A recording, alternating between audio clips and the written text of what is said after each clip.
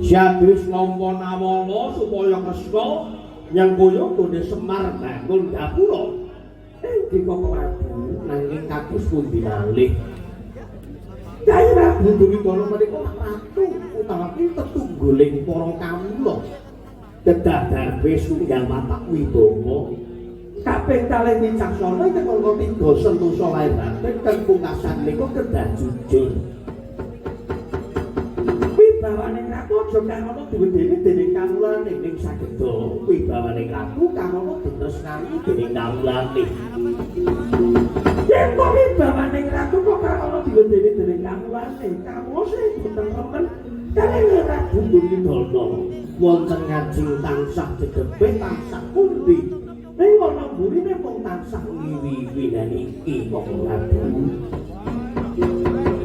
Lajeng menawi Wibawa kok karono ditresnani. Yen Wibawa karono ditresnani, kawula sing tresna karo Prabu Duryudana apa sing dadi gayuhaning Duryudana mesti bakal nyemuya. Ingkang mangka kalih menika wicaksana, adil kala matur aku bendo-bendake andhap asor luhuring derajat. Arepa sugih, arepa mlarat, arepa beda agama, beda kapercayan ing cedhak dipun rukunaken. Mekaten Joko Prabu. Ingkang mangka 3 menika sentosa lair batin, sentosaning lair, kesarasane badan kangge sarana rampung andhap jejibahan. Sentosaning batin aja ngandhep pring barang carita yen durung rupa lan rasane. Awit jaman sakmenika kathah mendho langka wedhus trenggiling api mati ganjah ampun-ampunan piketoke bala ning jebule mungsa ingkang ngantos-antos laku. Banjur sing pungkasan ingkang pungkasan menika kedah jujur. Yen iya yen ora ya ora kanthi dasar. Pikawiku sabda Brahmana Raja sabdane pendhita ratu sekecadatan kenging Molawanti. Menawi kula njugaraken Semar Gondrolaya Swedya bangun gapura. Sepinten suraking jagat raya. Kula menika kedah nyengkuyung kok ora puso gampil. Perkawis niki gampil. Nah niki.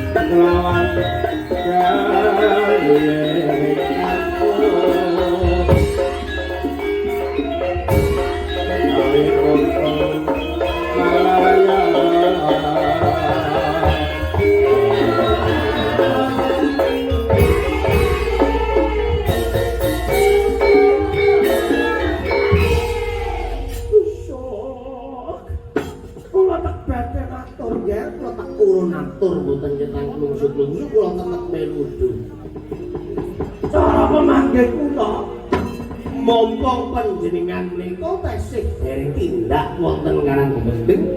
Nek Kanjeng Semar menika badhe bangun wujuding gapura. Lah niki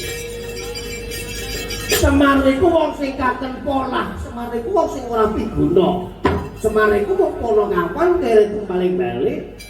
Wong ora duwe wong melarat terus kaken polah melarat.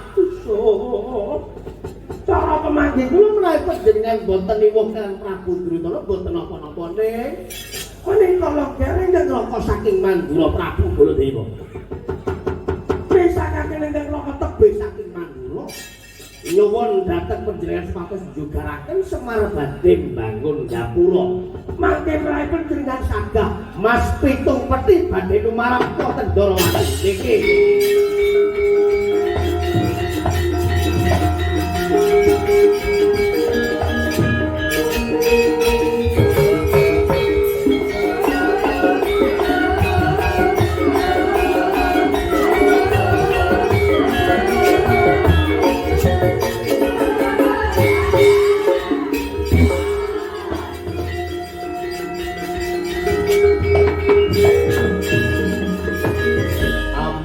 Ngantos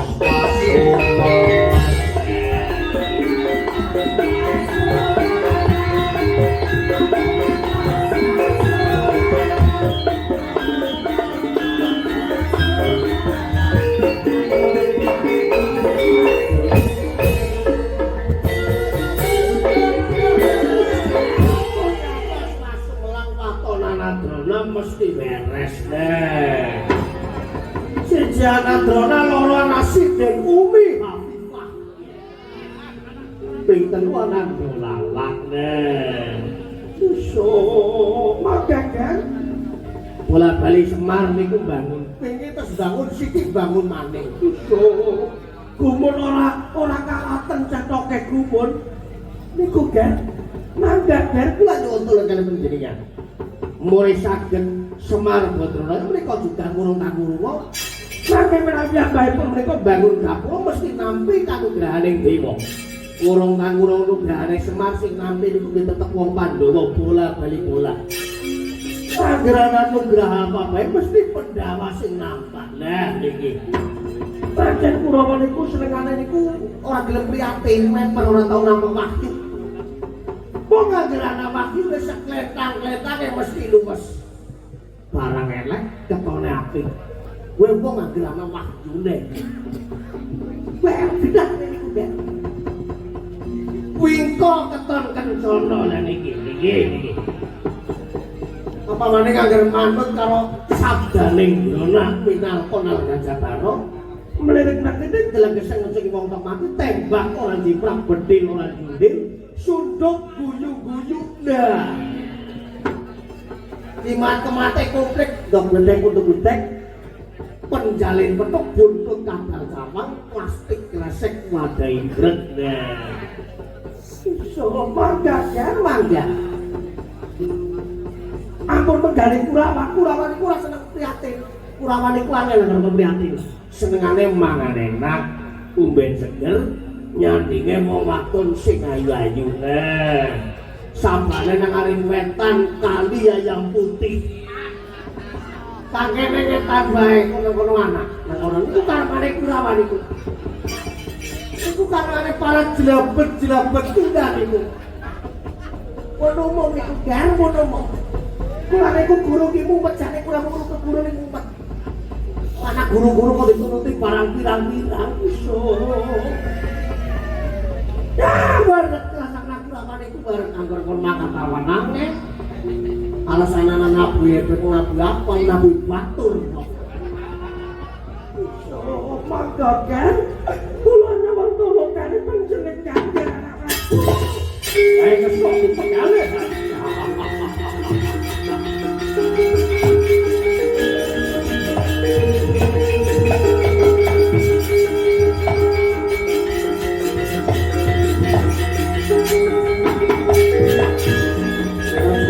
Kateng Cakarira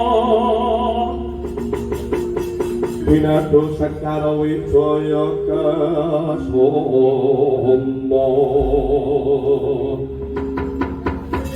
Nyaling ana adhira sagunung gunung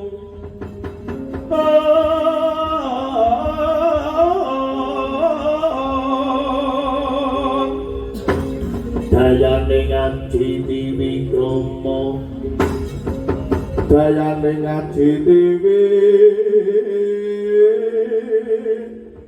Rama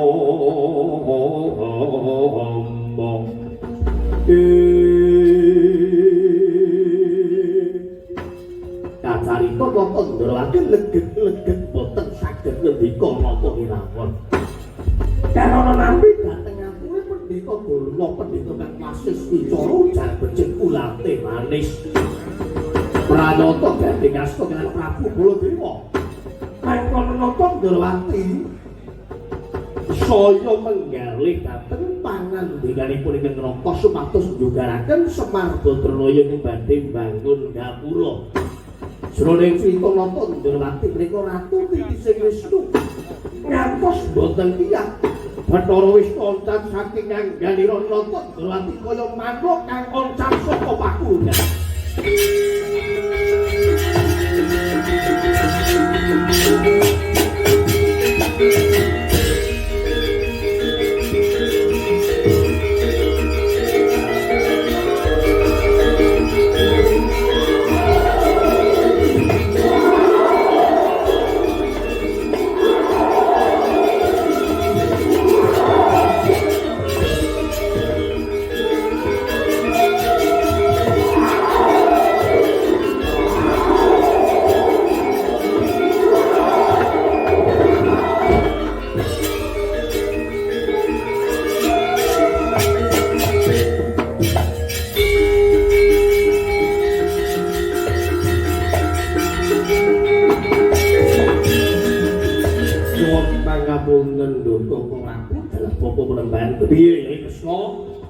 Kira-kira Syati Sago apa rayen pon jugarake Semar Badranaya bakal bangun dapur.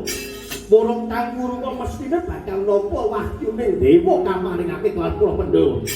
Padha wae kebayane tumrape wong Kurawa Yai. Umpamane besok Bratayuda Syati belani Pandhawa dadi boleh ngopo. Ning sepisane pun kakang kula turun kanthi banget. Syati Sago wae. Ora selak menika kirang prayogi saged dereng kinantengan. Sak samunipun kula gegawa saya karo rasa sangsaya karo solen iki. Inggih kula saged moko badhe njugaraken Semar ginipun bangun gapura Bapak. Nah, piye?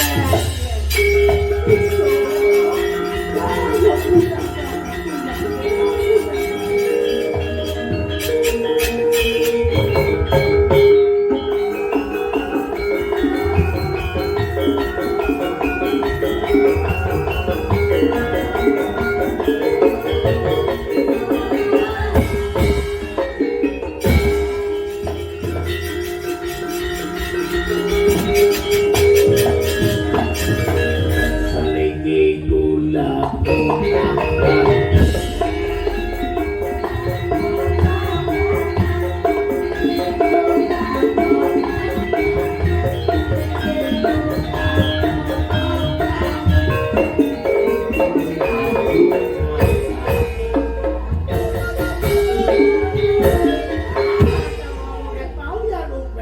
usah dadak mikir nabi bawa wicaksana ini itulah